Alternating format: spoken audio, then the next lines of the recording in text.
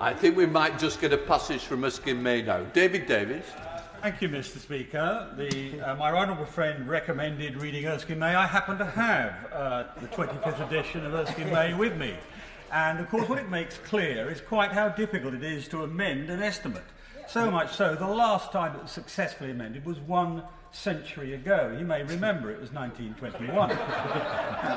And what it makes very clear is the Crown's prerogative on the monopoly of financial initiative means the only thing we can do in this House, unless the Crown acts differently, is to cut the bill, not increase the bill. So his argument to this House is that we should do away with all the aid in order to get more aid. I'm not quite sure the public, or indeed the ambassadors with the redundancy notices, would have quite understood that. So I have to say it's rather sad that the government is playing such games with this very, very important issue. Now, my honourable friend's a kindly man, and he will know that unlike most of the debates he's asked for, this debate, every day that goes by without it, means that more people go without aid.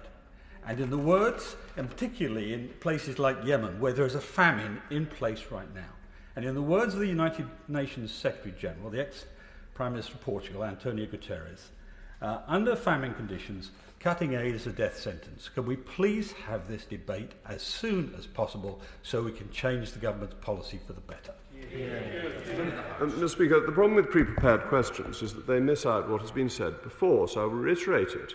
That had the estimate been voted down, not amended, I didn't mention amending, had it been voted down, the government would have had to have come forward with a new estimate. And it would have had to have done it by early August, because otherwise the money runs out. So it is a very straightforward mechanism that my right honourable friend failed to use. And that's rather surprising when he's such an experienced parliamentarian. He's been in the House much longer than I have, like my right honourable friend, the member for Sutton Coldfield. But our overseas aid budget must be what we as a nation can afford. We have our largest peacetime deficit this year, or the last financial year, because of the COVID crisis. We cannot afford to be as generous as we once were, but we must ensure that the money we spent is spent as wisely as possible and is spent on the alleviation of disasters, and that is a fundamentally important part of our overseas aid budget.